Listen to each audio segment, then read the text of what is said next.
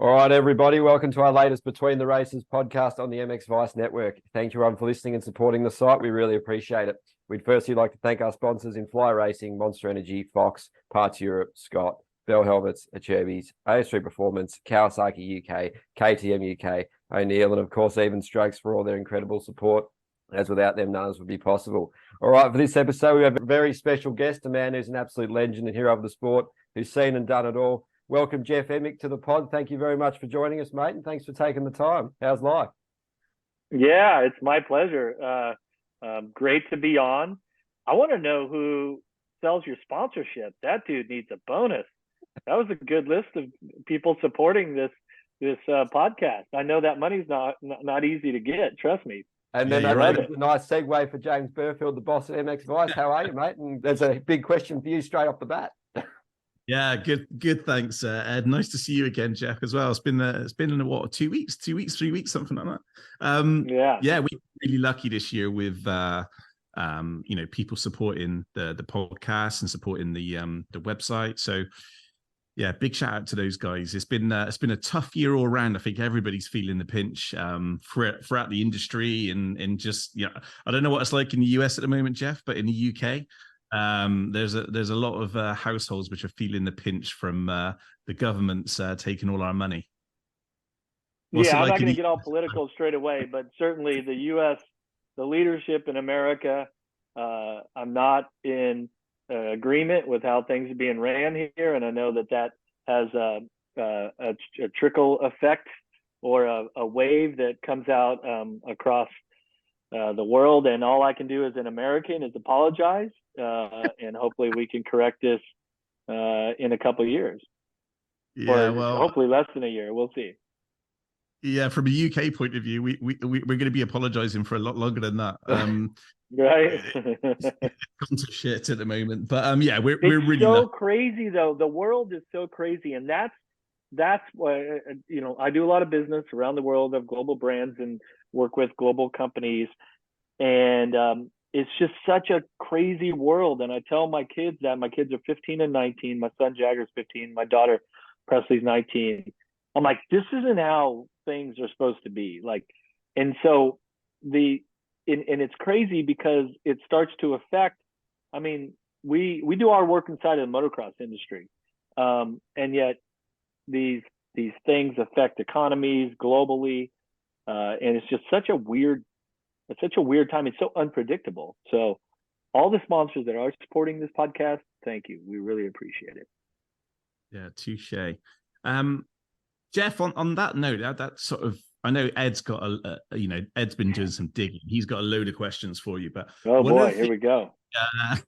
One of the things which intrigued me when we were talking, at Farley, was just your kind of insights into what you're doing, because since you've kind of retired as a rider, you obviously riding quite a bit more than usual, but also just the business side of it. You seem to be pretty hands-on. I mean, some of the companies you're working with, the ones which come up are obviously ODI grips, MXoN. I know that you're working with Weebig at the moment because we've seen the different types of kit. I want to talk to you about a little bit later, but from your point of view, is that something that really interests you, the business side of motocross? Well, yeah, and it's interesting when I fractured my spine and subsequently retired from professional racing. I tell the story every now and then that I just bought a new house. And so now here I am, fresh out of the hospital, back brace on, career is going to be over. Like, this is a bad deal. And I couldn't get up and down the stairs. And so they had like a bed that they put in the living room, but there was no furniture in the house. There was no window covering. Like, the house, I hadn't done anything to it. I had the audio video stuff set up, so I had a kick-ass television and stereo system, and that was it. And so you've got the bed with the electric, thing to raise you up. And David Bailey calls me one night, and I still remember it like yesterday, because I remember the moonlight coming through the window, and I'm laying there just like, man, David, what am I going to do? And he says, look, you know, his situation was much different than mine, but he says, look, we have to stop sometime.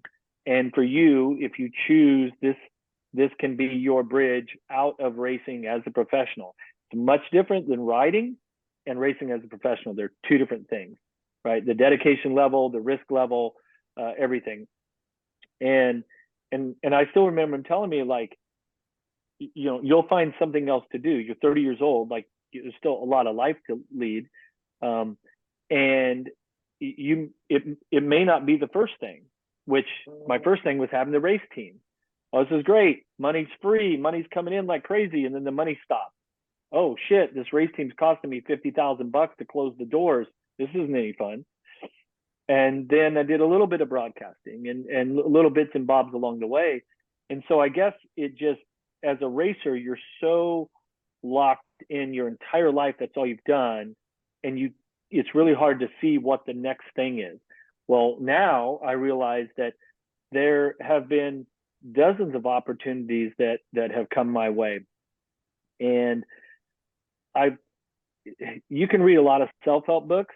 You can, you know, hire Tony Robbins to, you know, do some coaching with you. And I found that whenever I try to force things, like I don't like where this situation is or whatever this situation, when I force it, I just get frustrated and the results don't come.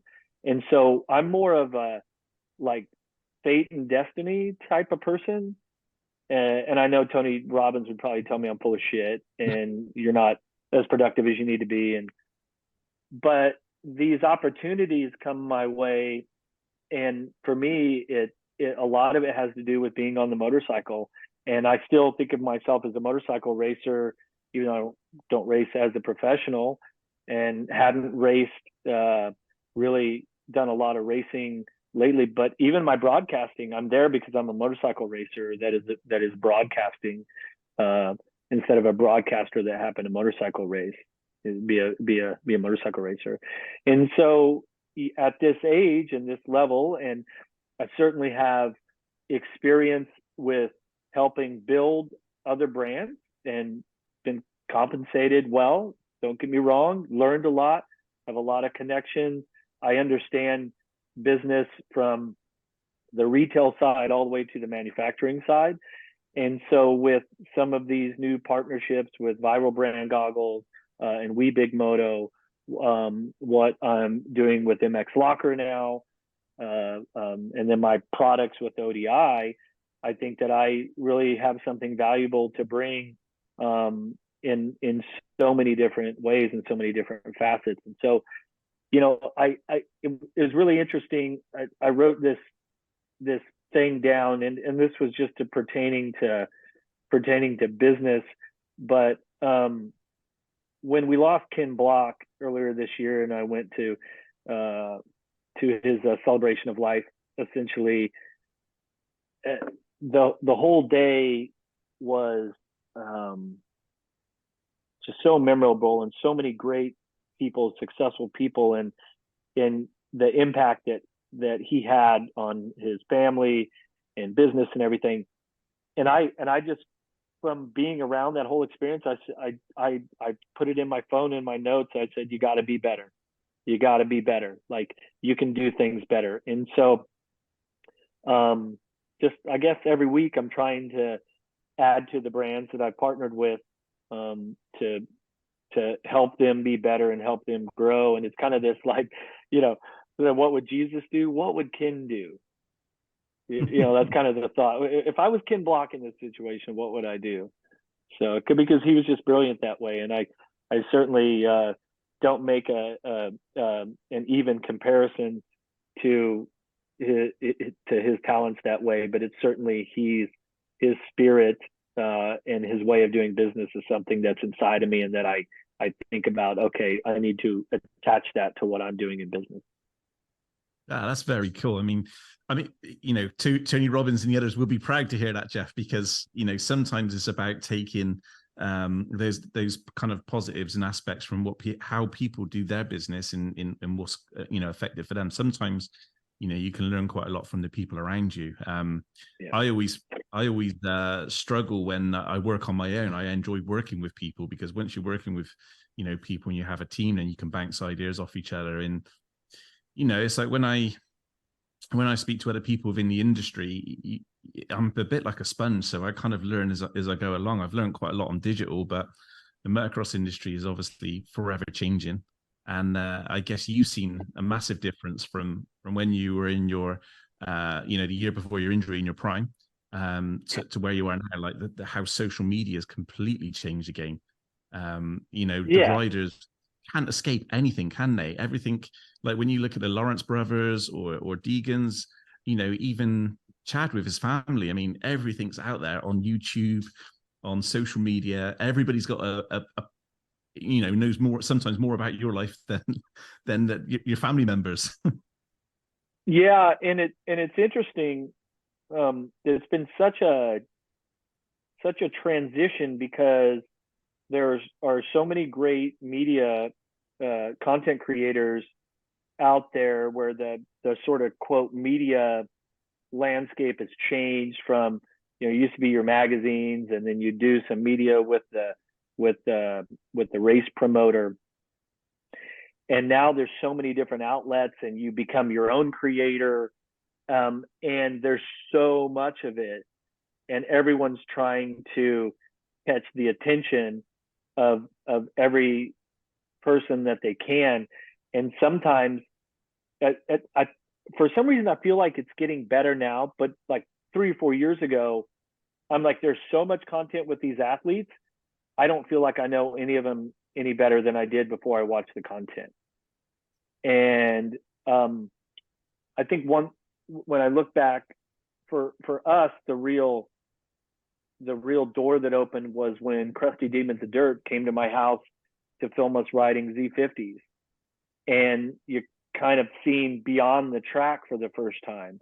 And then you had Krusty's, you had Fox doing Terra Firma, you had Moto Triple X and Full Power Trip, and like all these people, hey, do you want to go film? You want to go film? Yeah. And then so people got a chance to see pro riders away from the racetrack. And keep in mind, the broadcast coverage was pretty crappy then compared to now too, the actual race coverage. But then these, 10 years ago, there was a lot of content, but everything was for the top guys. It was very curated and very like specific. I'm not that way. I'm just not built that way. Like sometimes guys that I know, whether it's my generation or other ones, and I see this stuff and I'm just kind of like, that's not super authentic. And if you open yourself up to be authentic and to fail and to be embarrassed or to be like human, the activities of daily living, we all do it the same. Like you're no different than, a champion supercross racer is no different than the average guy. You know what I mean? And so I think that maybe that's where my fan base,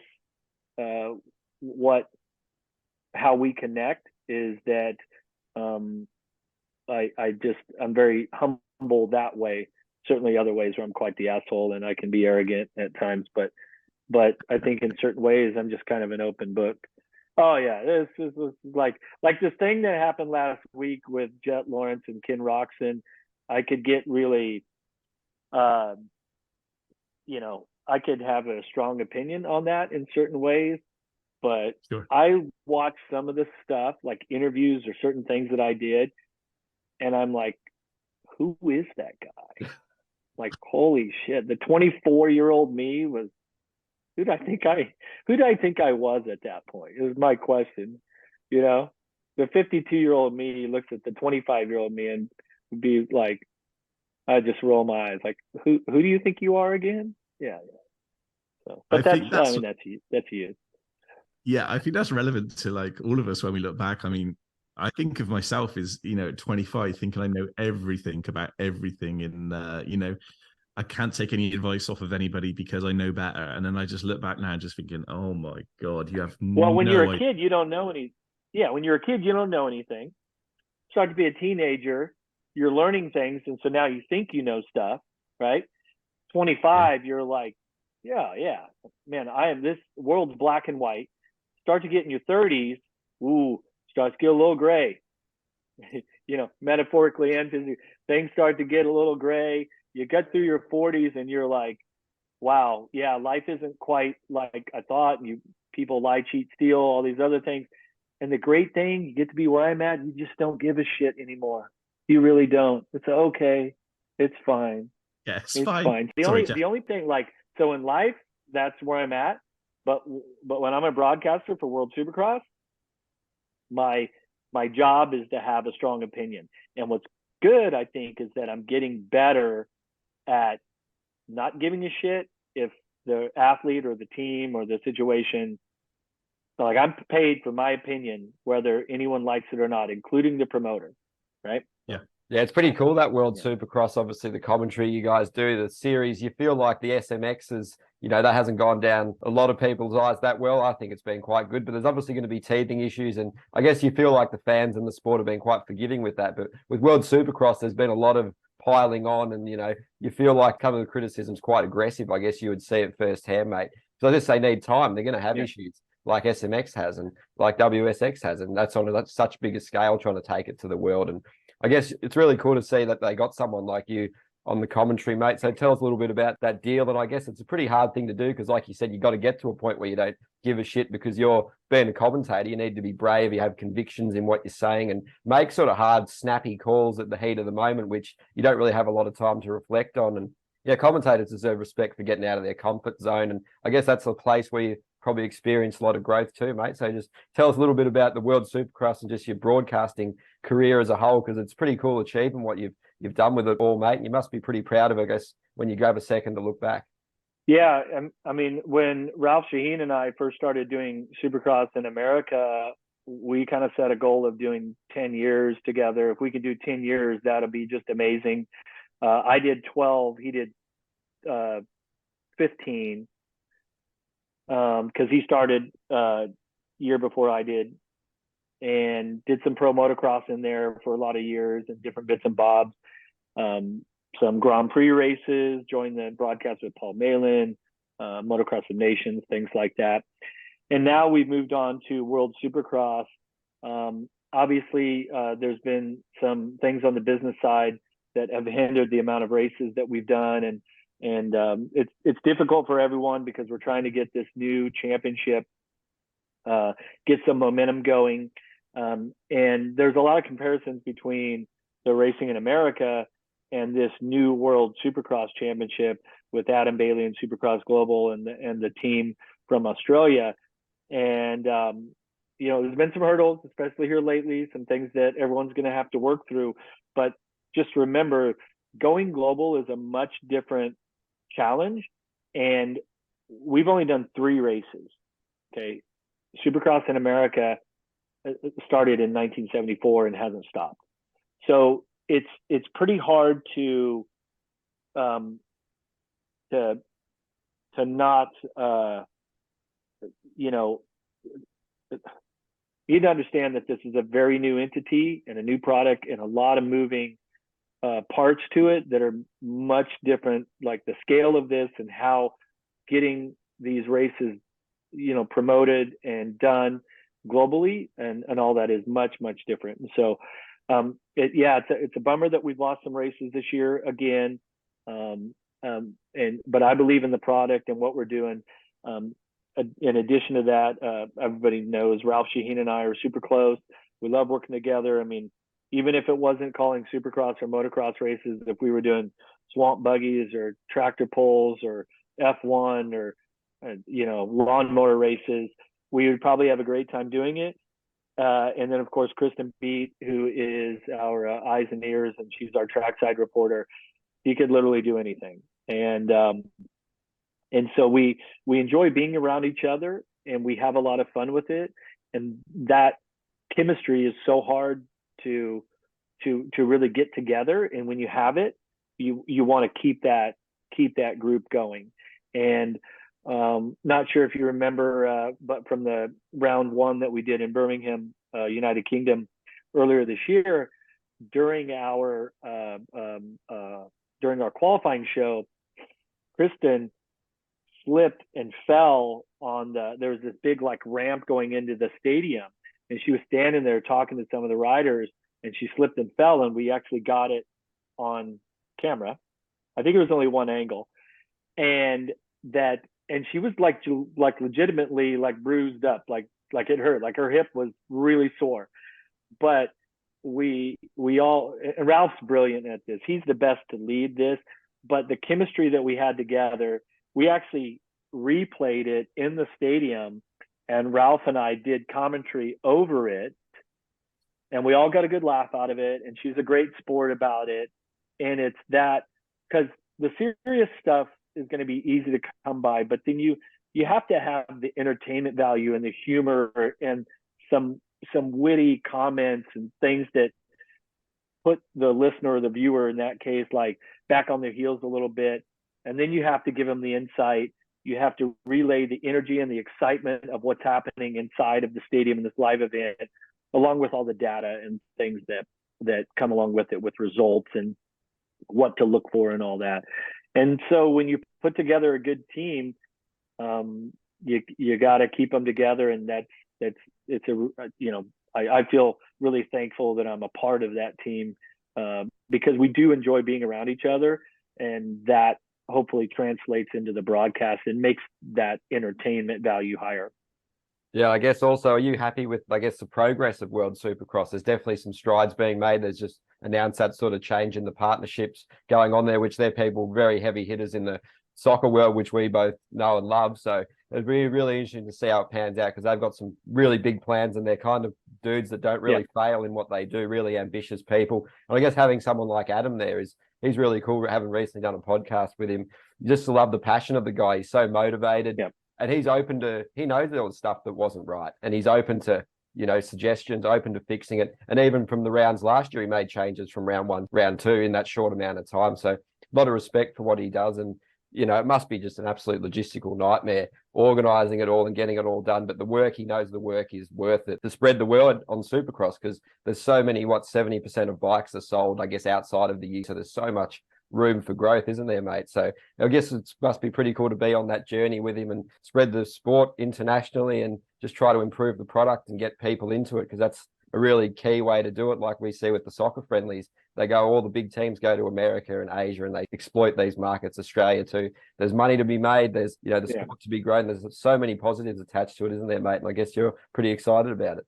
Yeah, well, there's 70% of off-road motorcycles are sold outside of the U.S. Adam and I were having a conversation, and I said, "Hey, have you seen that Bernie Ecclestone documentary called Lucky?" The Bernie Ecclestone from F1. If people don't know about it, check it out. It's this documentary that he started working on during COVID. And you look at F1 now, and you're just like, this is just the biggest machine. It's just incredible. But if you take it back to the early days, they were going race to race. And Bernie's like, yeah, if people don't show up to the race this weekend, this thing's done. And then they started like self-promoting, like the race team started self-promoting. And then eventually the short answer is Bernie was the guy that had the vision and the passion and the cojones to say, okay, I'll take the risk on to promote this, and I'll do the organizing, and I'll take the risk. And without a deep belief in where the sport could grow and the passion for it and the business sense and all these things, F1 we wouldn't even be talking about it. But probably single-handedly was the point person that trusted that F1 had something greater to give to the world in motorsports and entertainment and automobile development and all these other aspects of it. And I guess time will tell if Adam is that guy for Dirtbug. So I believe that he is. And so, like I said, with the business side of things and the financial backing, some of those things changing, it's certainly not the perfect scenario that we all wanted this year. But the fact that we're going to take World Supercross to Abu Dhabi and race in the Middle East, and then back to Melbourne, which is a fantastic location, and then be able to build on that, and then get back to work with in 2024 is something really, really exciting.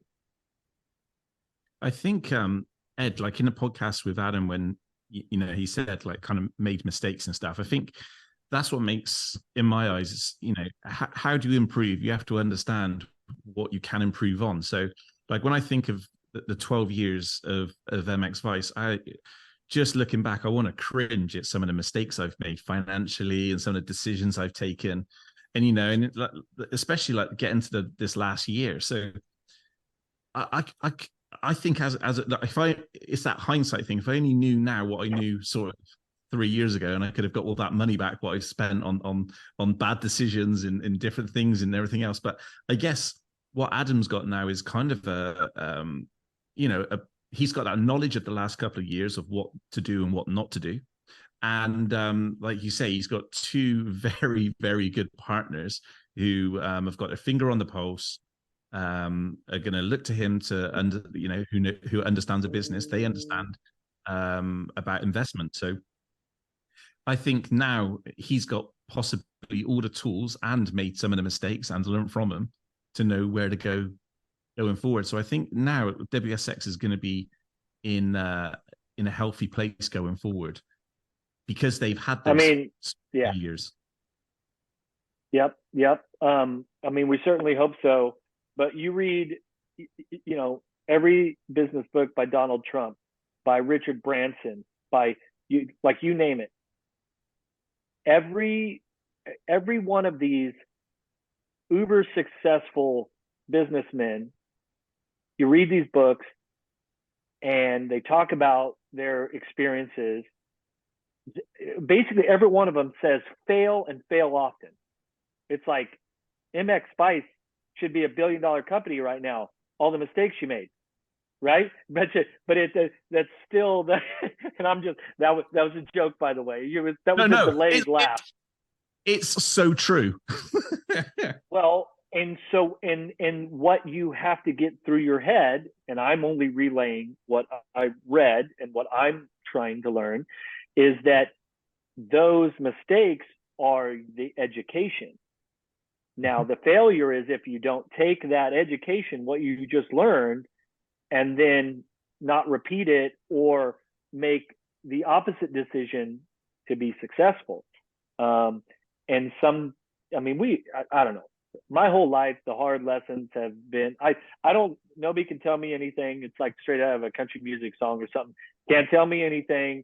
I'm going to do it my way, and I'm going to fail, and I'm going to learn the lesson the hard way. Like I am, and and that's where like the parenting thing comes in. Like you got to let your kids fail, and those failures teach the hard lessons. You just hopefully it's not something so major that World Supercross goes under or you lose a leg or something. You know what I mean? Sure. No, I think it's it's one of those things which they're going to come out of it. I kind of think that MXvice is going to come out of this way better by making those mistakes. We've learned, and you have to kind of move on and do that. And I guess speaking of making mistakes, Jeff, when you're going down the steps at Farley, I'm guessing that you're probably not going to do that again. Yeah. I was just getting a little fed up. I was coming through the pack and some lappers. I totally revved that guy too. How much karma was dealt out? I revved on that son of a bitch at the top of the stair steppers hard. And then I passed him, and then I was then stuck in between these massive hay bales. Yeah. I just got a little bit impatient, and that one cost me. But I got lucky. Lucky that the hay bales were there and I wasn't in the creek or whatever, this pond thing that was there, and lucky that I didn't get injured. So, I backed her down a little bit the rest of the weekend. You're going to be back next came... year, mate. And also, are you going to the Nations and Earn A? And I'd love your thoughts on the Team USA, the whole thing surrounding that. It'd be pretty interesting, mate, being there. No Motocross of Nations for me. And yeah, I definitely would love to be back at Farley again next year. I've been thinking about it. I'm gonna build this big ass plexiglass shield to go on the front of my bike. Like the entire thing is to be shielded. Because the roost hurts there. And if you don't start first, like, you're in trouble. Yeah, if you don't get that whole shot at Farley, then you are in trouble. Oh yeah. But there was one person who did come off even worse than you, which was Jamie Dobb. So as much as you had a big one, Jamie managed to not be able to pretty much ride a bike the next day. So he did, as bad as you. Yeah, I don't know if he's ridden since. His whole side was so bruised up, and I actually just missed it on my GoPro because he was ahead of me, and I just missed it. But as I went by, I had my GoPro on, and I see his bike. I look back, and I was actually going to stop, and then I seen him kind of get up, and I said, "Okay, he's gonna be all right." But at first, when I first passed him, he was just laid out on the ground. It was going to give me an excuse to stop and not keep getting roosted, actually. But, yeah. I think he rode the Majora Legends thing on the weekend in the round, the MXGP round there. So, okay. So hopefully you escape those hills unscathed, mate, because they're pretty brutal. And I was actually watching the Motocross of Nations from back when you did it, was it 2016 now? And that was an incredible race. Obviously, you and Paul on the comms. I guess, have you got any really cool memories from Majora in that particular race? Because that was a crazy one, that finale, wasn't it? Oh yeah, Motocross of Nations at Majora. I mean, I've been to a lot of fantastic motorsports events, more specifically motocross and supercross. That was the greatest of them all. It was just the energy that day. The racing was fantastic. The drama was unbelievable. I had been there about a month before that with Stefano and Paulo, who were the promoters of the event and all that sort of stuff. Spent a lot of time with those guys, and really understood what a passion project that was. I mean, Stefano still is the point guy that handles that race and everything, and he is just as committed and passionate as it comes when it comes to motocross. And one of the coolest things I've ever done in my life was they had a Legends parade lap before the first motos on Sunday of the Motocross Nation. They had Johnny O'Mara, Rick Johnson, David Bailey there, paraded them around. Some of the guys had their old championship bikes with old gear. Well, I had to do the broadcast, and so I wasn't going to get to do the sort of lap of honor. And then at the last minute, somebody comes through with Thomas Covington's 250 Husky, and got the go ahead from the head of television. Okay, go do the lap and then get back in the broadcast booth, type of thing. And I was the last person to go out, and so I didn't have a helmet on, with just sunglasses and a jacket and jeans. And it was crazy how the energy was riding around, and how the fans acknowledged me and us, I should say, would be the better way to put it. That feeling from that exchange of energy and love almost from the fans there, and riding around that, doing that lap was absolutely incredible. And then I stopped on the finish line jump, and Paulo and Stefano were right there, and we like hugged it out, like, holy shit, we're here now. The event is happening. And it was like tearing up. We were like broing out, and all right, guys, like, that was amazing. Thank you for having me be a part of this. I'm going to go do the work now in the broadcast booth. But the acknowledgement from the fans to the Legends riders there were just, it was off the chart. And then of course the racing later on that day was like as good as it gets. It was just mental. Yeah. How was the shock when the Anderson incident happened, mate? Because commentating on live TV when something like that happens, it's just like, what do you do? Yeah, Paul Malin and I are in the TV booth, and literally our jaws are on the floor, like, wait, what just happened? Like, we had like 10 or 15 seconds where I didn't even think we said anything, and like when, yeah, it was wild. And then the third moto being as competitive as it was between France, I think Italy was in it, USA was still in it. Netherlands. And then Webb has it. Yeah, Netherlands was in it. It was crazy. It was great. It was everything that you want an event like that to be. It was great. It was great. And that's as a broadcaster, you just feel so fortunate to be the person sitting in the seat that your thoughts and your emotions are coming across to the world on it. That's where you want to be. So looking back, because obviously yourself, we talk about, Dobby, you talk about Rick Johnson, pretty much all these riders from MXGP in the US are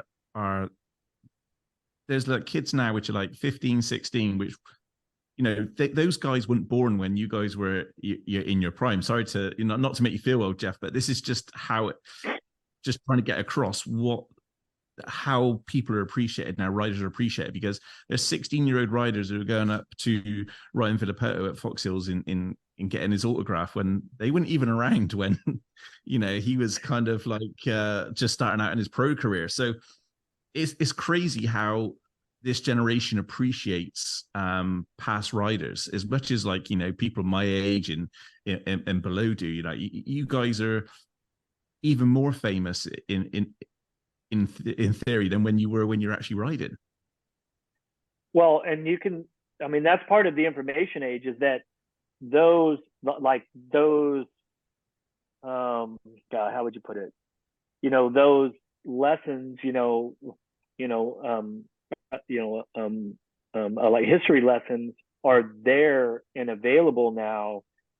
And with certain podcasts and shows and stuff, taking a look back, in my generation, unless you could find an old magazine that Dad had, you wouldn't have seen Brock Glover or Jimmy Weinert or all of these. I mean, I remember, well, I don't remember, but I was at a Trans AMA race in like 77, 76, something like that, and I would have been like 5.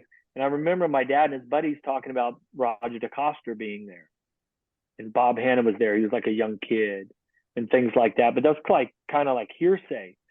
Well, nowadays, if there's footage of it, you can go back and watch any of Ryan Villopoto's race. You can probably pull any of them up online now if you want it. And so, thankfully, our sport has enough history for it to really matter. And with the information age and all the World Wide Web and entities that are showing these things in history, it now makes a difference. You can see that, But even my generation, like our races used to be on like 2:00 in the morning on a Tuesday.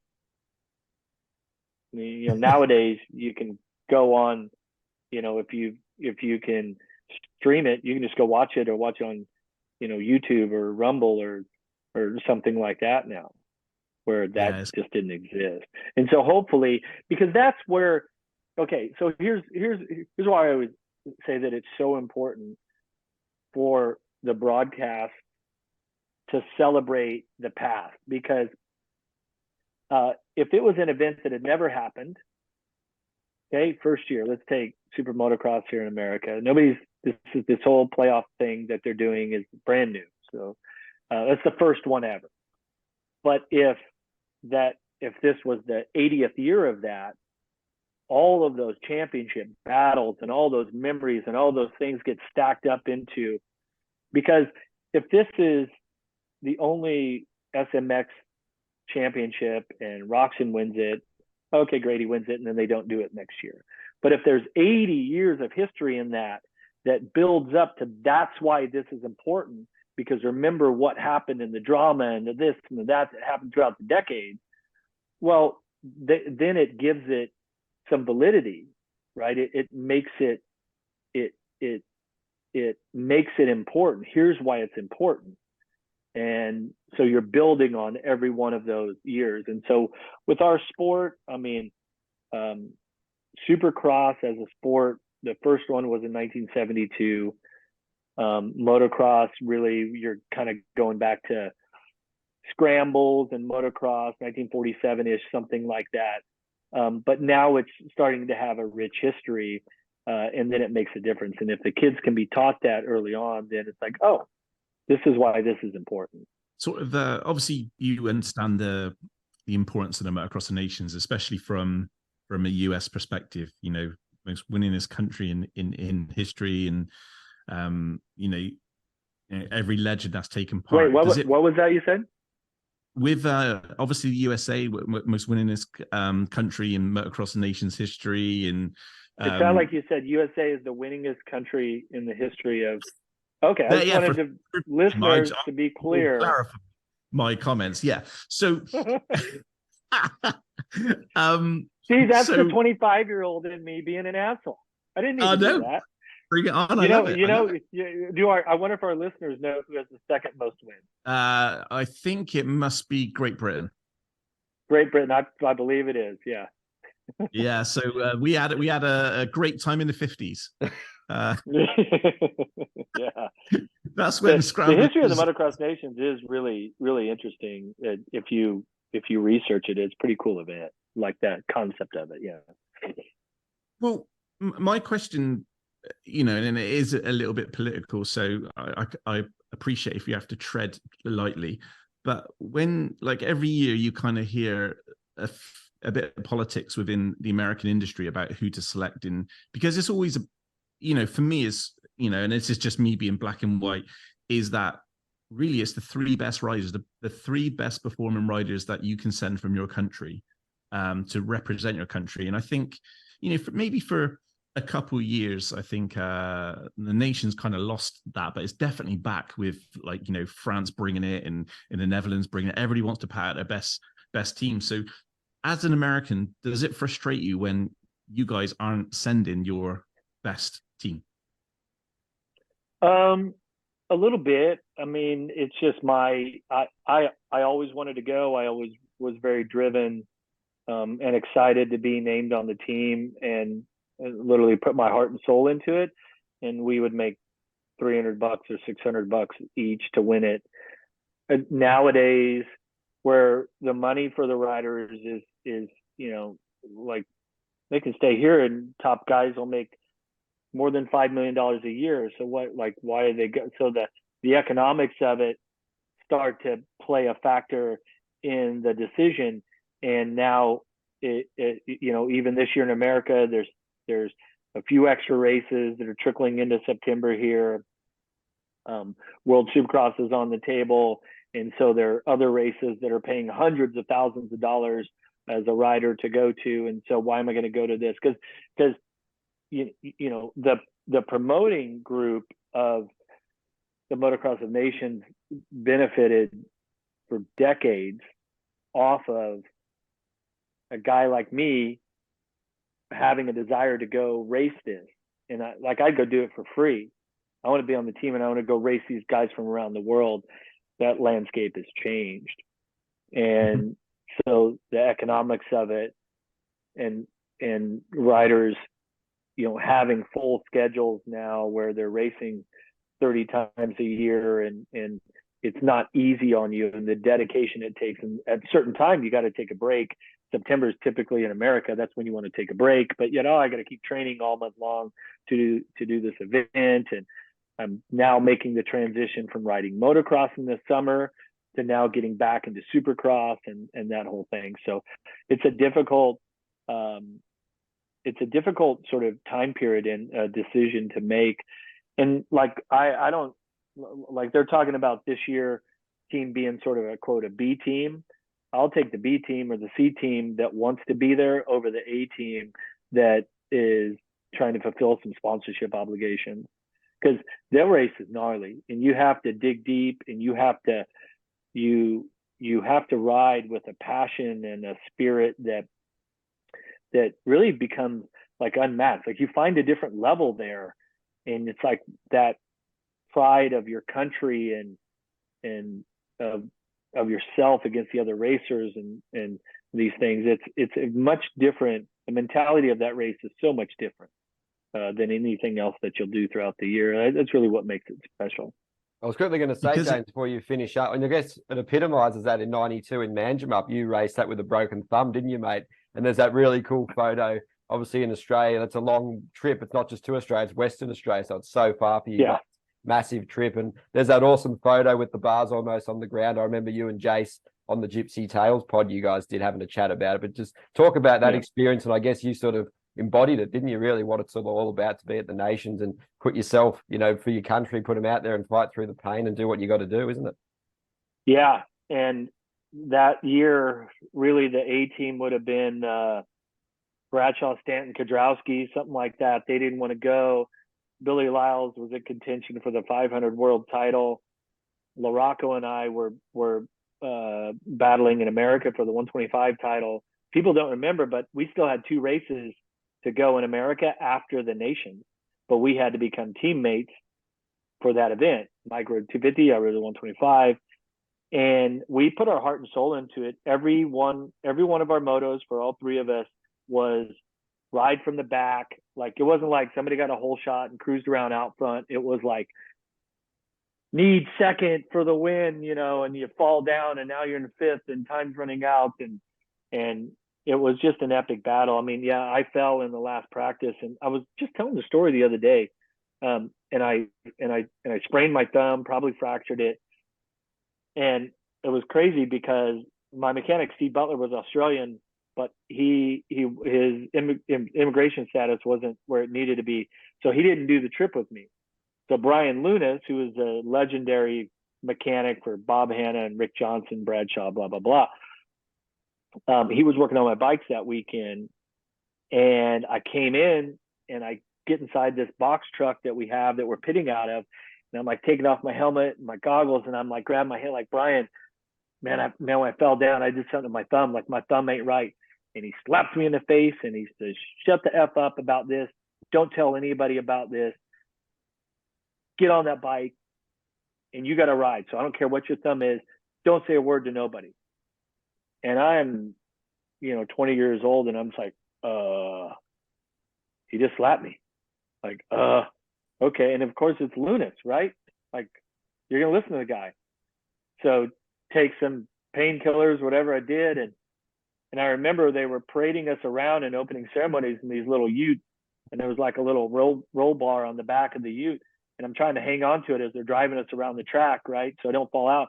And I couldn't hang on to it. I go to the line, the first moto, I'm like, I can't grip the throttle. Like, I can't hold on to the handlebars. Gate drop. Everts and I had this epic battle. We both crashed together, like, get back up. 2 fastest 125 riders in the world going after it. Second moto was much of the same. Had to ride from way back, just battling past, 500s and 250s in the different classes. And then at the end of the day, we won the race. And I'm like, I found a way to hold that champagne after the race, though, also. It was a lot better, the cold champagne on that bruised thumb.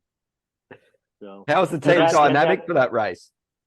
Yeah, and I'm telling you, it's a different feeling because you're doing it as a team. Michael Rocco and I were bitter rivals. We were in the middle of a heated championship battle in America, but Mike and Billy Lyles and then Roy Jansen, our team manager, we all hoisted the Chamberlain Trophy. And it's crazy. I think back, if I just close my eyes, I can put myself in that building that overlooked the track. And when we pulled the trophy up and they played your national anthem, it's just a feeling. You feel like you put that effort out for other people. And I think that's the difference, is it's a very selfless race. And it always made a difference because every motocross nation, there would be servicemen and women from around the world. I'm stationed here, I'm stationed there, I'm a big motocross fan, I got leave for this weekend. And you're kind of like, none of us are going to fight in Iraq. I mean, No. that type of thing. And that it's like when these service men and women are there, it's almost like you're, by winning and by putting out that effort and the entertainment and this pride in your country and your flag and all these sort of things, it's like a massive high five and thank you to them that provide us the freedoms that come with this, right? That life's pretty easy, bad day at the dirt bike track is still better than a good day in Iraq. You know what I mean? So Yeah, getting shot at. yeah. I've always, as the three of us are, we're very, very much, and I'm going to call it football, even though you guys call it soccer. So football, all three of us football to me. are football fans. And I basically, in my mind, Motocross Nations is the World Cup. The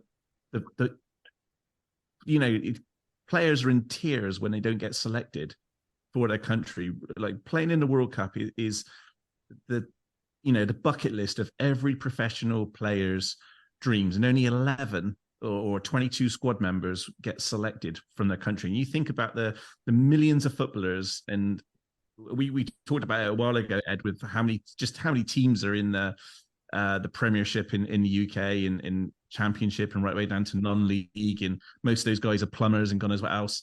But all with the same goal, is that one day the most ultimate thing is to play for your country. And when you play for your country in the UK, you get £1,000 for playing.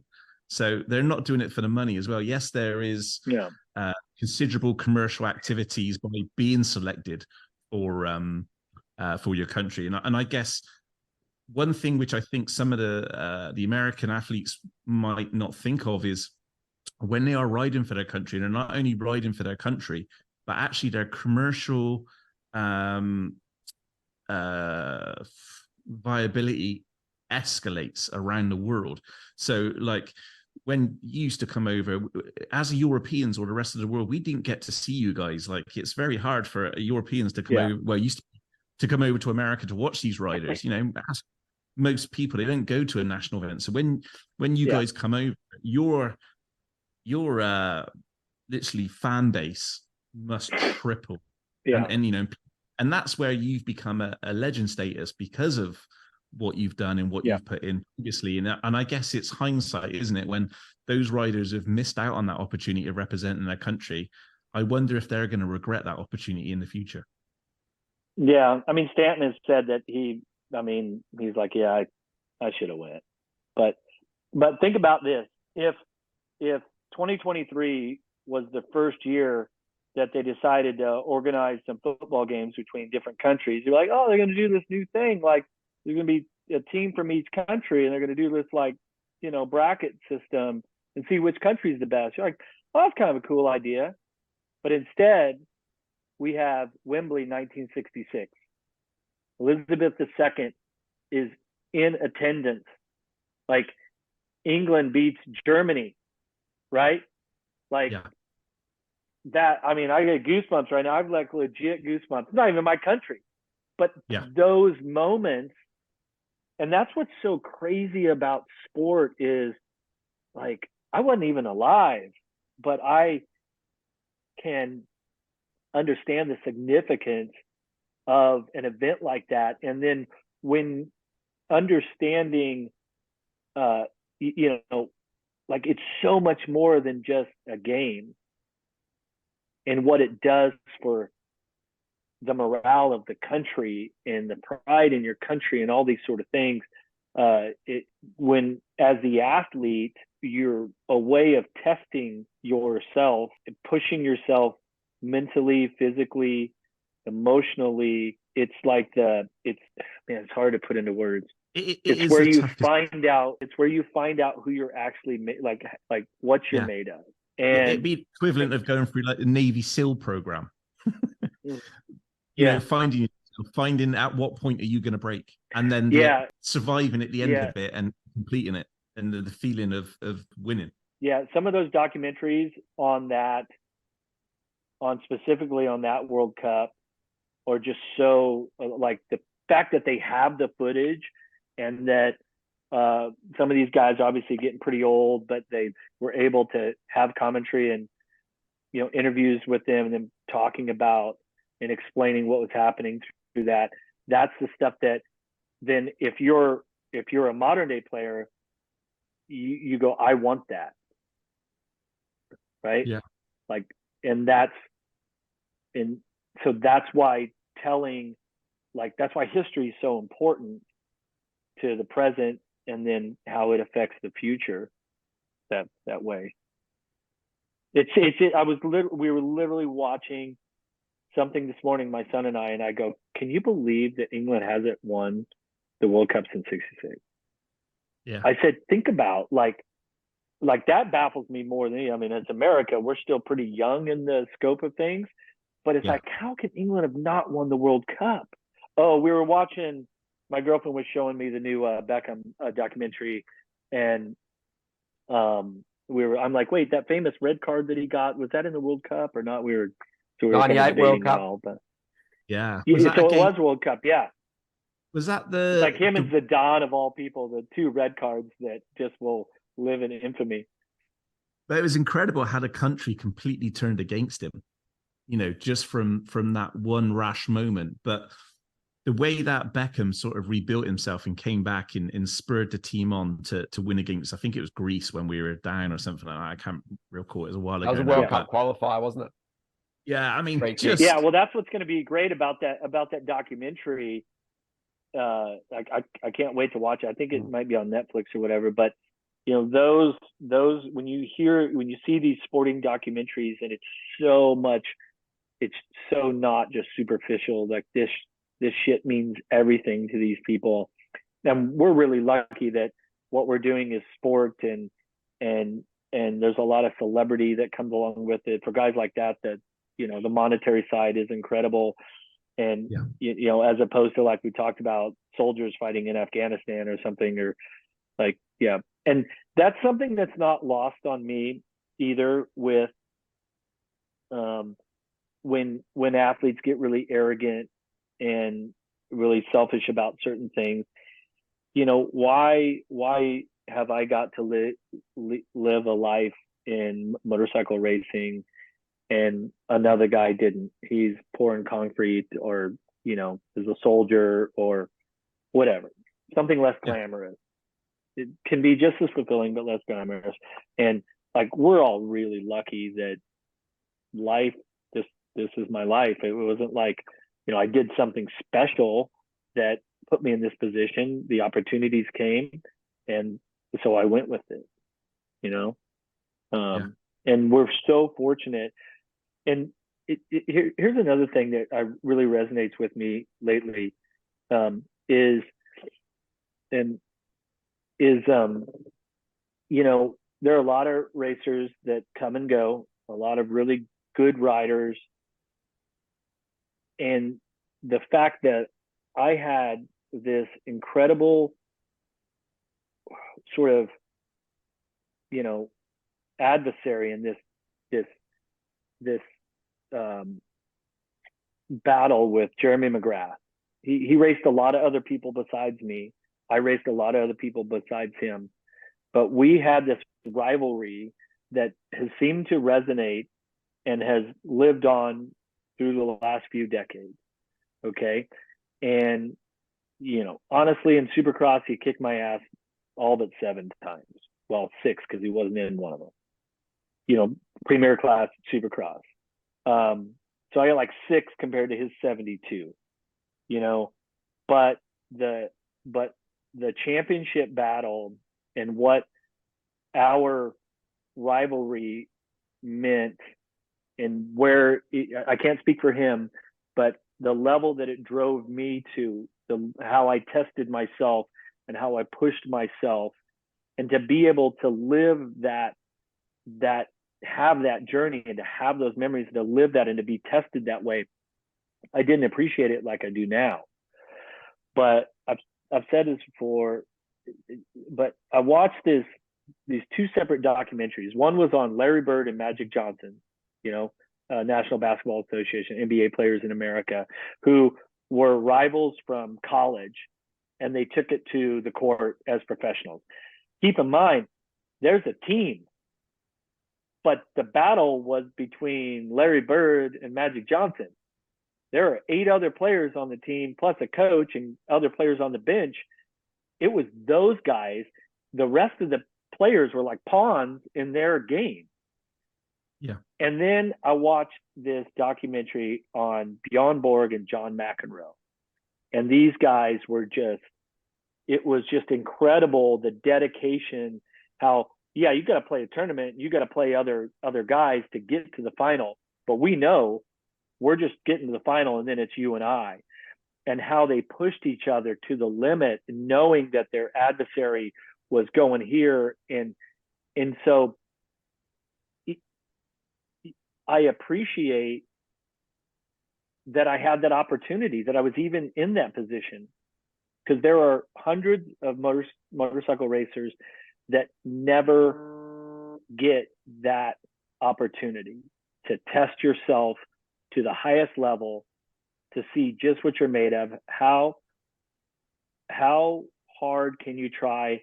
How deep can you dig? What will you risk to get the victory, to earn that championship and that number 1 plate, to be the standing on the top step of the podium? Like, how far can you push yourself? What are you made of? And I was able to live that. And that's, there's nothing else in life that has presented itself in life that is anywhere near as fulfilling as what that is. Raising a family and kids and all this, a totally different thing. We're talking about a totally different thing. This is testing yourself to the ultimate limit. And how hard can you focus? How much physical abuse and everything can you put yourself through for the victory? And for that, I'm really thankful that I have had an adversary that was the quality of Jeremy McGrath on the other side, that I gauge myself against.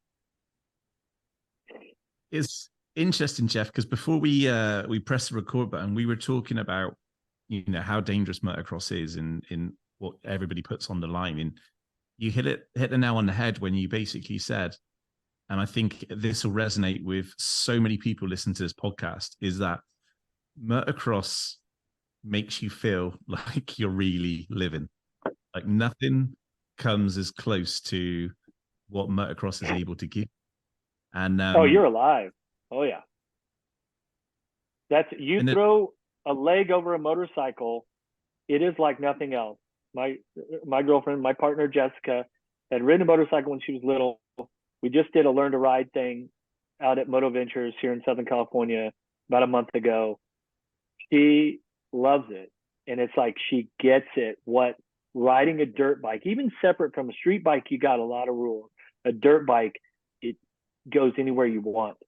You shut out everything else. It's you and the engine and the feeling that that riding and the feedback from the motorcycle through the handlebars and the foot pegs and the seat and whatever is giving you, and where your eyes are going. You're the only one that is responsible for guiding that motorcycle, and the vibration and the feeling of the texture and the terrain gives you in return.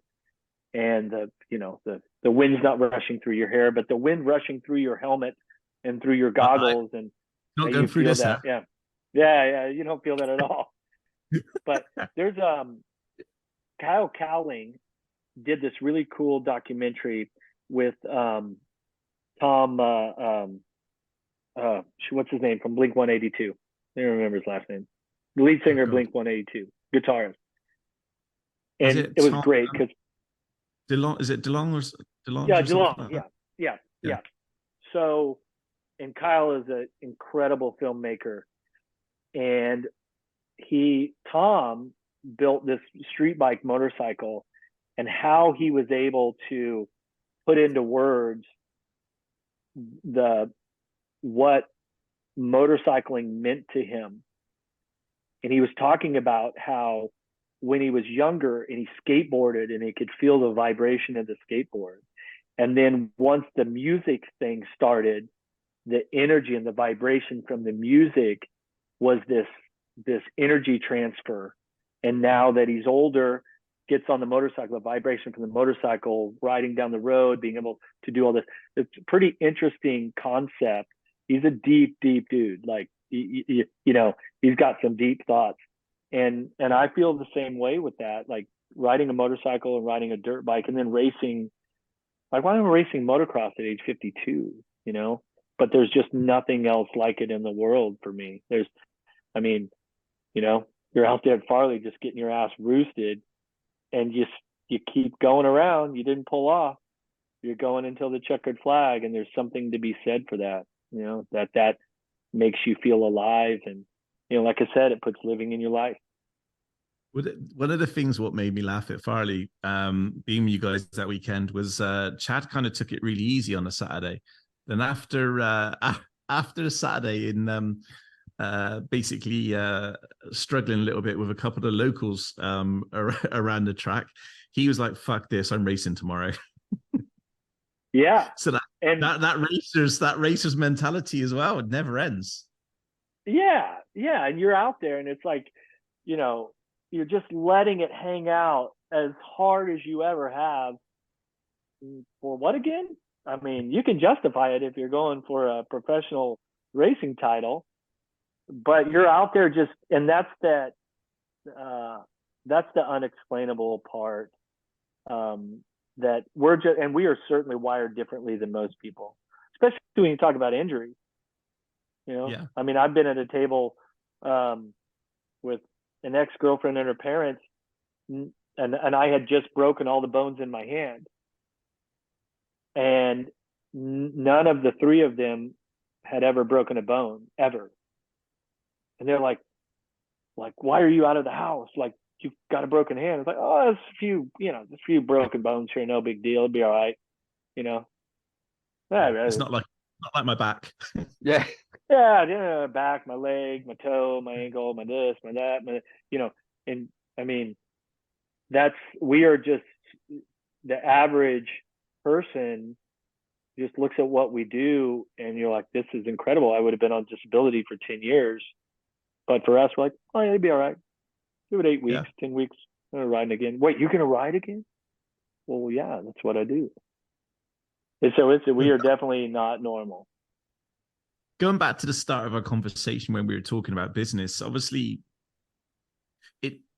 riding and working with the companies and the brands you do, obviously it goes hand in hand, but it's still, I guess it doesn't matter to a certain aspect whether you ride or not. I mean, being involved in the brands and giving them the knowledge, experience that you've got is obviously a huge plus for these brands, Jeff.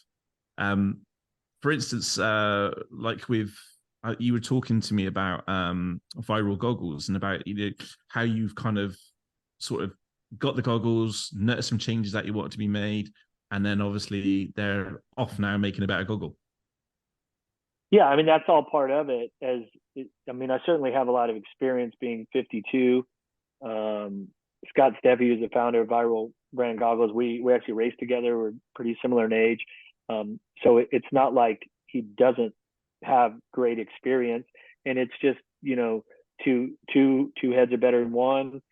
We all live different experiences, and it's like new ideas, and that's having a company that makes performance products. It's an endless search for making the product better, and if you could change this or that, how are we going to do it better? Okay, next round of production or a redesign. Being able to bring all of that life experience into the product, so then the consumer ends up with the best product that they can. So, and I mean, with a company like Viral, I'm just getting started with them. You know, I have experience from being an athlete to being a sales rep at a dealership or the manufacturing side, like just my years with Fox and Shift and the different brands I was with. Greg Arnett and I single-handedly, worked together to develop the very first Arnett goggle. And so just a lot of experience that way. And you get to be my age, and for all the younger listeners and Ed, you know, you really value being able to take your life experiences and all that and put it into something moving forward, right? It's like an old man that's you know, having a talk with a young person and trying to teach them lessons that way. You know, there's some value. It's probably something very instinctual to being a human being. Yeah, mate, even just on this podcast, we definitely value your knowledge and expertise in so many topics, because it's not something you can just gain overnight. You know, it takes years, like what you've done, and you know all the fine margins you need to succeed in a sport and in business and in life, because you've lived it. So it's unique and it's experience that only you have. And I also wanted to ask you a little bit off the track, but you know, the training you used to do, you used to love the extreme heat, didn't you? And obviously those jerseys were, you know, probably pretty savage. They're not really breathable like they are. Yeah. But just that mental side, did that feel like it gave you like a mental edge on your competitors, I guess, training in those conditions? So when you faced them on a race day, you were like, yeah, this is me. This is what I'm all about. I'm ready for this. Whereas the other guys are like dying. You're just like, yeah, I'm primed for battle kind of thing. And there was that particular day at Kenworthy's, wasn't there, mate, which sort of really set you apart, and all that training paid off emphatically that day, didn't it? Yeah, it was hot. Dude, it was so hot, and there was just no air moving. There was no breeze. It's trapped in these trees, fairly slow speed essentially, but it's all in the mentality of is in those days, in the Kawasaki days. That would have been 97. I used to leave the Kawasaki truck. I'd have everything on except my goggles, and I always wanted to walk to the starting line, no matter how far it was. And the purpose of that is that I've got my helmet on, like I'm ready to go to battle. I'm in the mindset. The funnel is now down to here. I've funneled everything else out, everyone else out.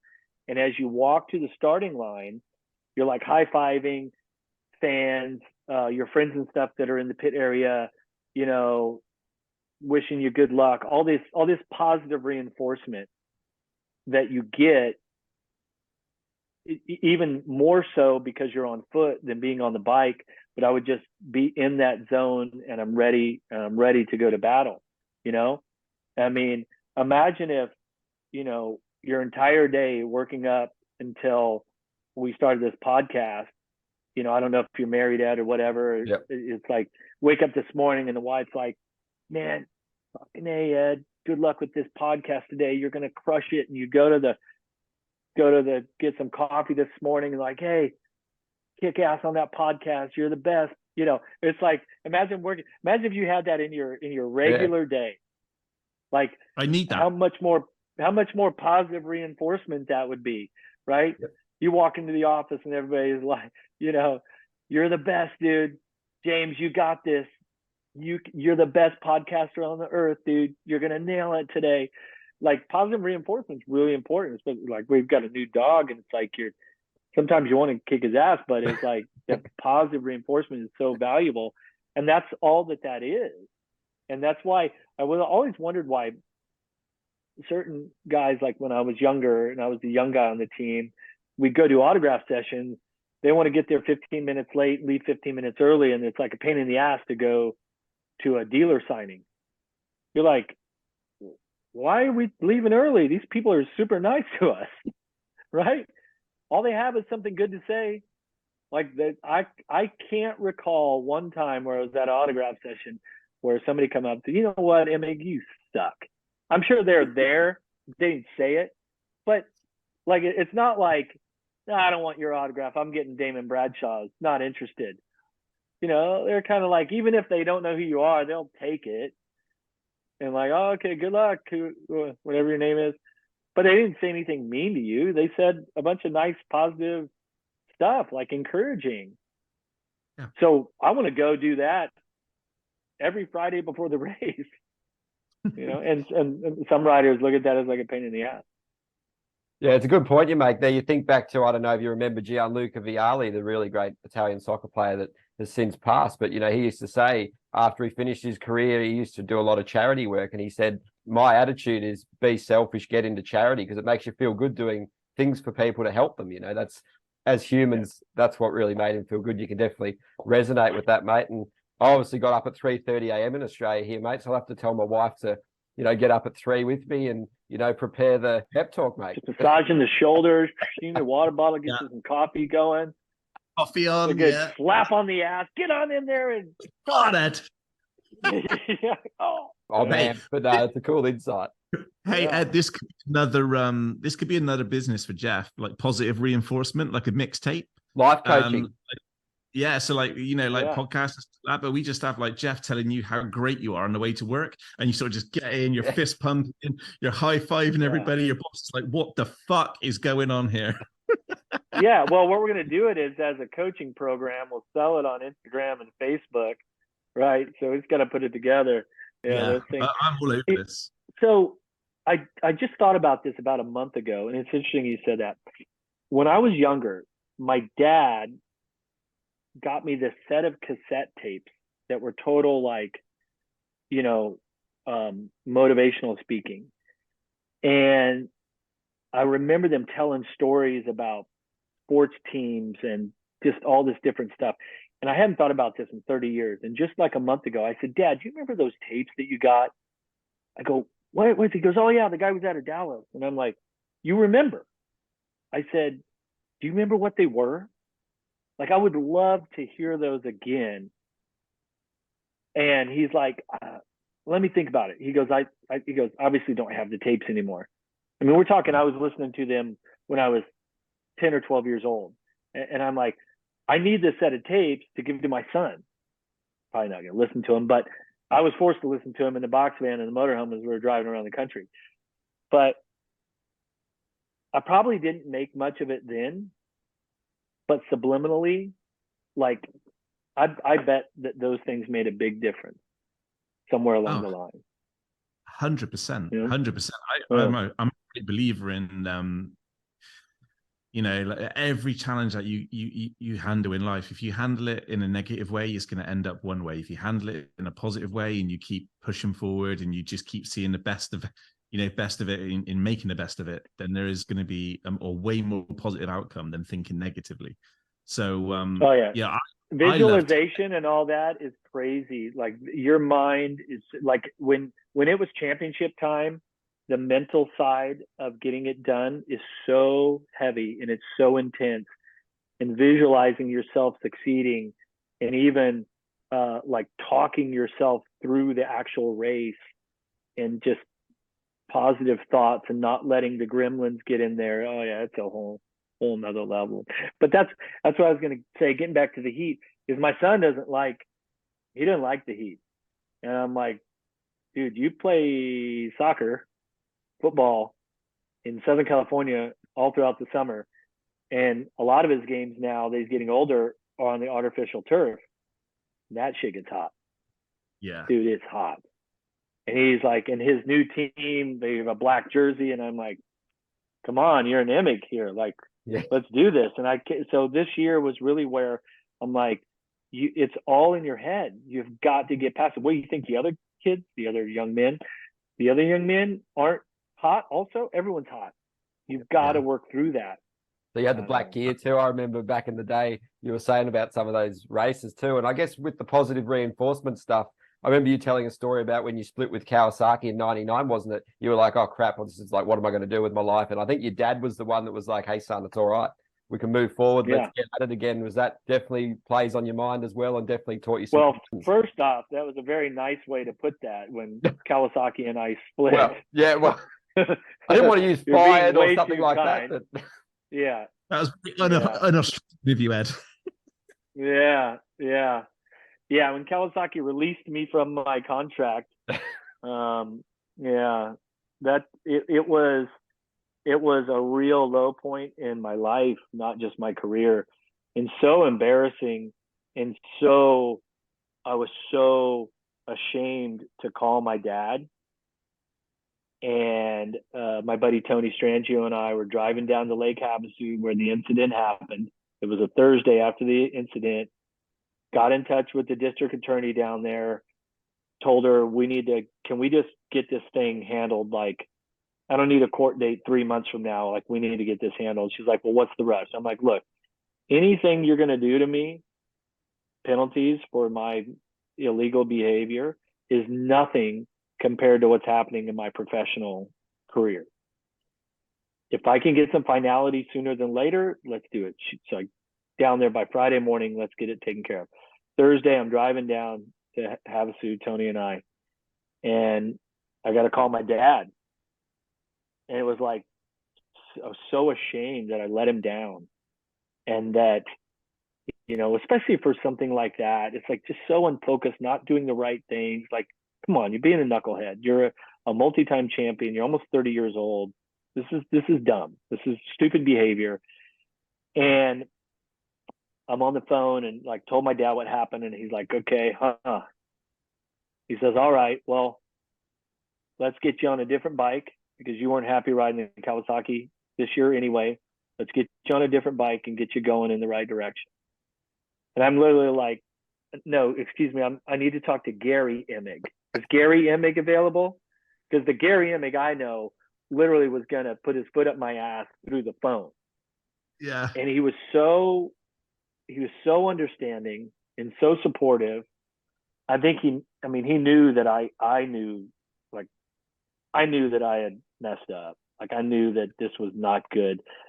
And his parenting at the time, I think, couldn't have been any better. And I'm really thankful that he handled it the way that he did, because it certainly brought us closer, and was it got me thinking in the right direction too, you know. And then he's kind of like, well, what's this behavior about? Why is this happening?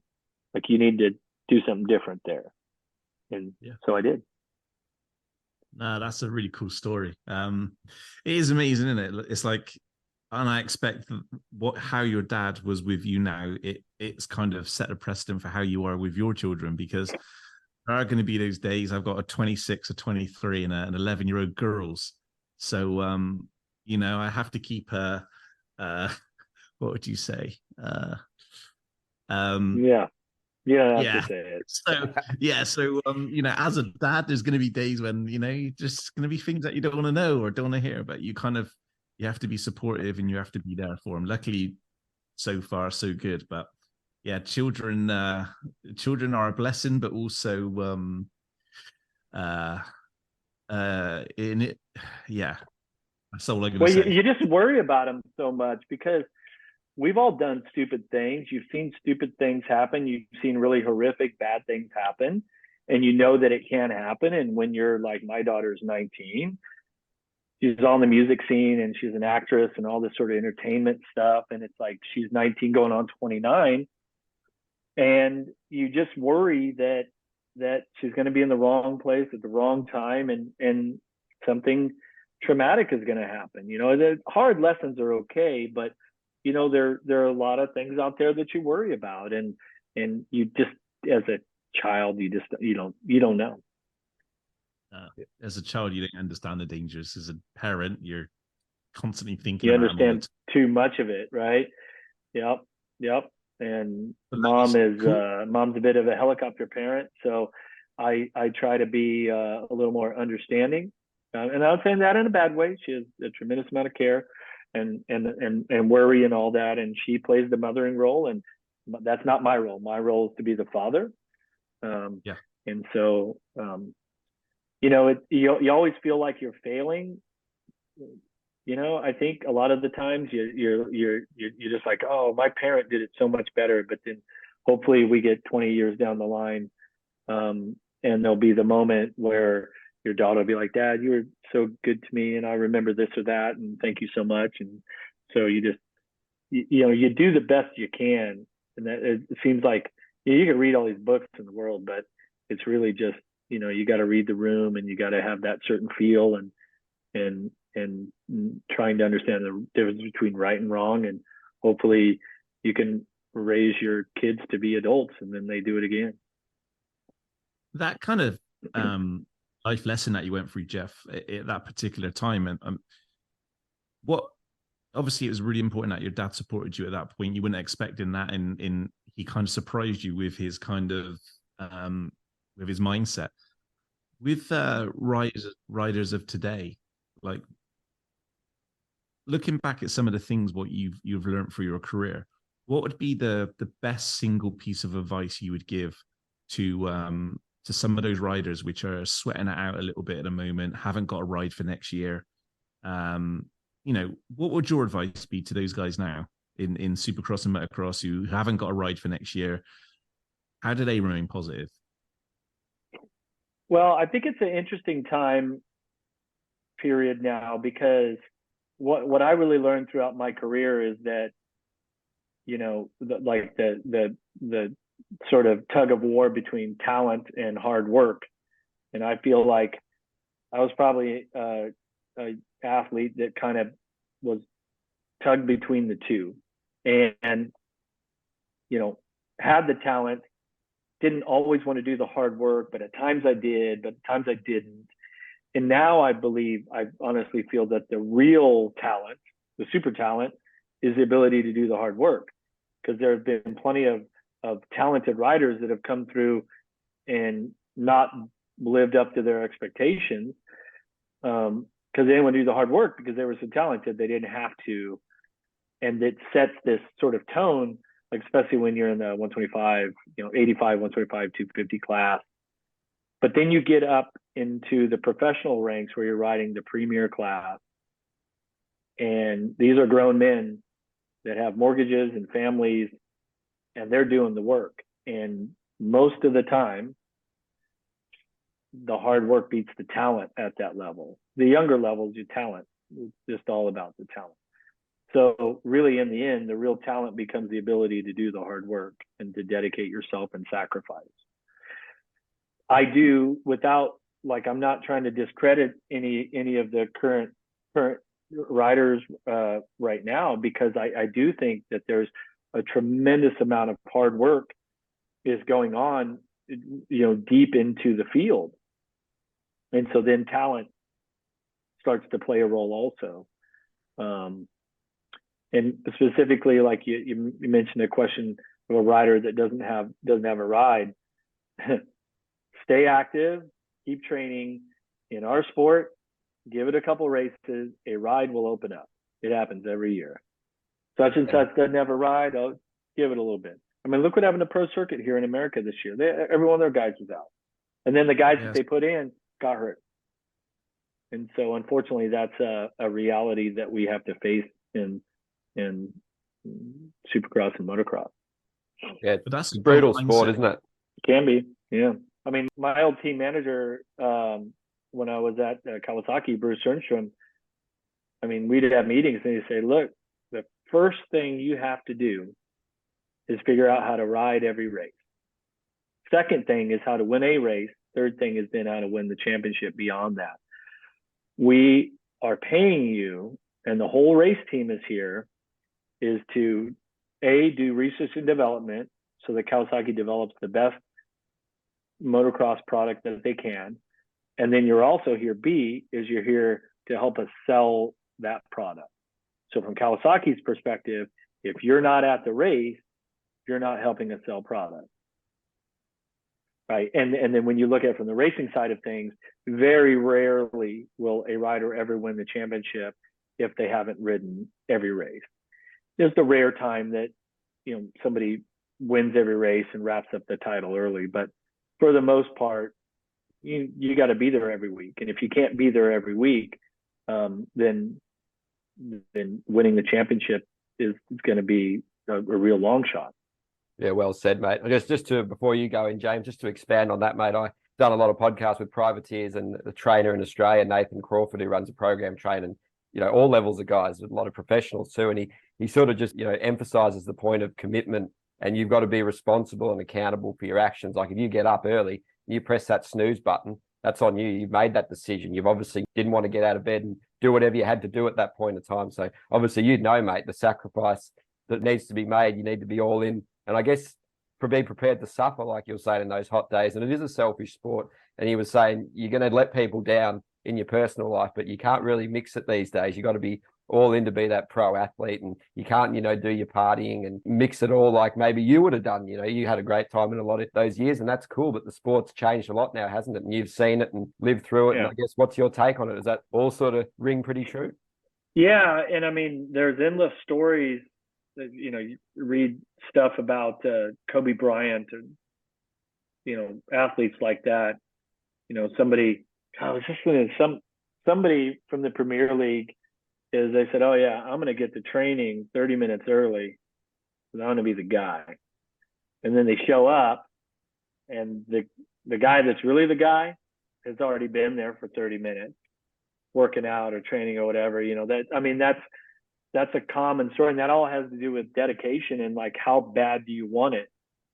What will you sacrifice to reach the goal?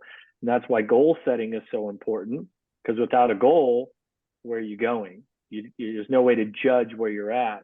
Yeah, it's a good point, mate. It's really interesting. It's like the first in, last to leave sort of attitude with a lot of those guys, because they're just, doing everything they can to get better. And I guess we're sort of done over 90 minutes here, mate. The time's flown. And I just wanted to get your take on a couple of things. I guess the current racing, the SMX, what's your thoughts of the format? And do you believe the threat of WSX had anything to do with making it so much better? You hear people say yes in some camps, some in no. And I just wanted to get your thoughts on it, mate, because it's a pretty interesting topic for discussion, especially with someone like yourself. Yeah, I mean, I think that, I'm not on the inside. The press conference from the SMX, they said that this thing has been in the works for a couple of years. Maybe it had been. I don't know or not, but certainly Adam Bailey and Ryan Sanderson creating Supercross Global and Tony Cochran and those guys are in a way a real threat to the business. I look at it as just expanding on it. I try not to make it personal, but what it's done is it's created a better environment for the racing in America, and they added $5.9 million to the pockets of the racers in America, so that's all good. Another level of championships and competition, and that's all good for everyone else. I know that what we're doing with World Supercross is taking really a sport that originated in America and trying to take it global.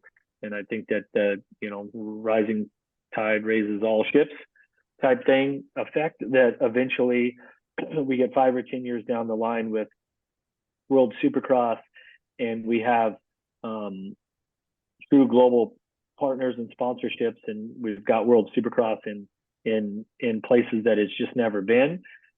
Dirt biking, motocross, supercross, introducing that sport to other parts of the world will just make the sport even bigger.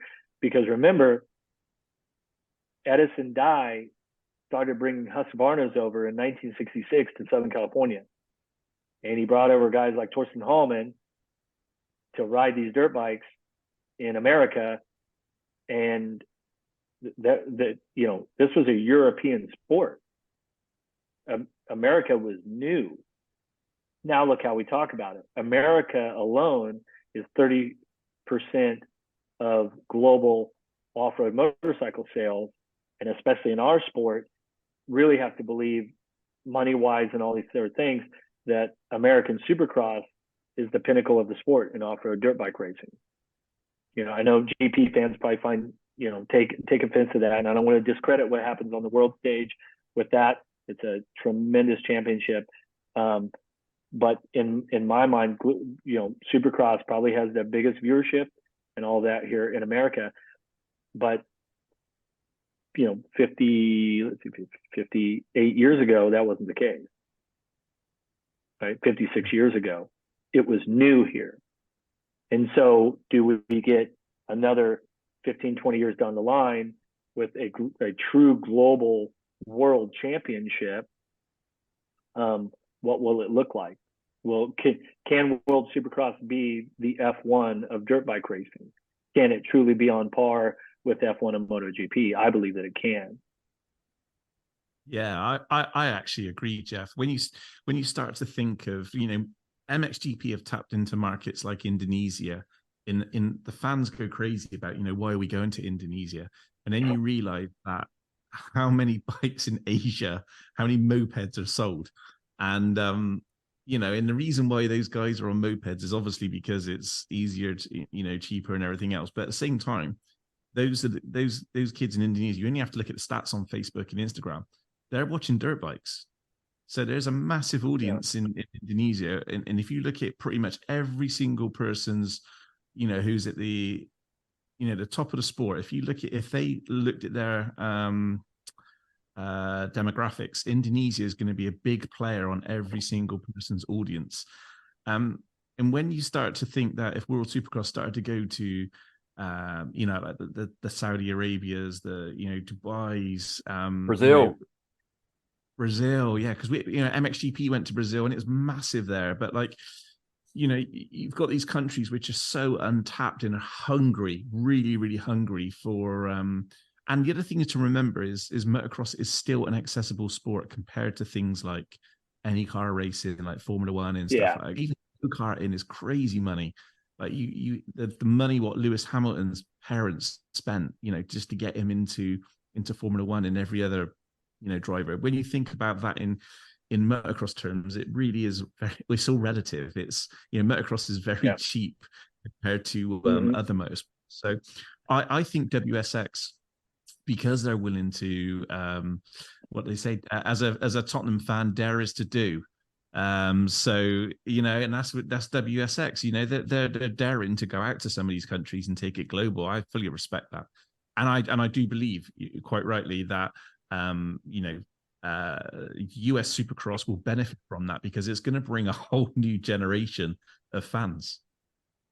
It should, and it's kind of it's almost like this rivalry thing, but I go back to like in the first Godfather, the first movie, The Godfather, for Tom Hagen, the Consigliere, it is going, look, it's not personal, it's just business. And what's happened with this sort of there's kind of this rivalry and this thing that's happening with World Supercross being an authentic official FIM World Championship. Okay, that's a threat because it's going to take athletes away from the racing here in America. One thing I think that's resonated kind of weird for some people, and I get a lot of feedback on this, is with the racing in America calling the super motocross a world championship, and people on the GP circuit or people in other outside of America, we think everything revolves around us, but outside of America, they're going, wait, how is this a world championship? And you're going, well, that's what they're calling it. That's their deal, but don't take it personally. It's just business. Everyone's trying to do the best business they can and make their entity and their championship the biggest thing that it can be. And so far in America, they've, for the American riders, thankfully they've added some purse and some money to the kitty that is pretty significant. And it got to be honest with you, I'm kind of pissed off because in my day it would have been 100,000. Now it's $1 million. So now I'm a little past my prime. Probably no chance I can get out there and make any of that, rake in that cake. But for the current guys, it's a pretty cool situation. And with World Supercross, there's hundreds of thousands of dollars up for grabs that these riders can make. And the last thing about this is that I truly believe that you're going to see there be another sort of option or another branch, another split of riders like Hurlings and Cairoli, Everts. They have the opportunity to come ride Supercross in America. For whatever reason, that wasn't their choice, right? They want to stay and they want to ride motocross. I love riding sand. I love riding these hard pack tracks. Whatever the case, that's where their career path took them there. Other riders, Chad Reed and Muscan, I want to go ride Supercross. Okay, so you're going to see this sort of fracture where there's just two separate branches, two growth in separate areas, and that you'll have riders that want to ride motocross. Great. It's going to be competitive, right? And then you're going to have riders that I don't want to do motocross. I just want to ride Supercross. And so that's going to be competitive. The riders will fill the gaps of the competition. I'm convinced that we will, for every rider that chooses to do one or the other, it's going to backfill with talent right back in there. You're not going to be like, okay, this guy wants to ride supercross and nobody else back to 20th. No, somebody's going to get second. Somebody's going to get third. And somebody's going to rise to that occasion. We're just going to have different branches of the sport. Yeah. And that's good for everyone because more championships, more competitions means more opportunities for riders. It's that simple. Yeah. Yeah. I believe it. I believe it. And like I said, it's this competitive, business that's happening between America and Supercross Global. It's natural. It's all part of it. It's part of doing business, and the person that does the best business will, have the best reward. Good. Ed, have you got any more questions for Jeff, or are we going to let him go? Because what's the time in California at the moment, Jeff? It's a little past 2 PM. I got to pick up my dog at the vet, so we're running late. Sorry, mate. Yeah, no, thanks again for taking the time. And yeah, we definitely love to chat again. Could chat forever with you, mate. It's bloody good stuff here. So we didn't even really touch on the soccer too much. So we'll definitely do it again at some point, mate. But thank you for your time. And yeah, we called it soccer.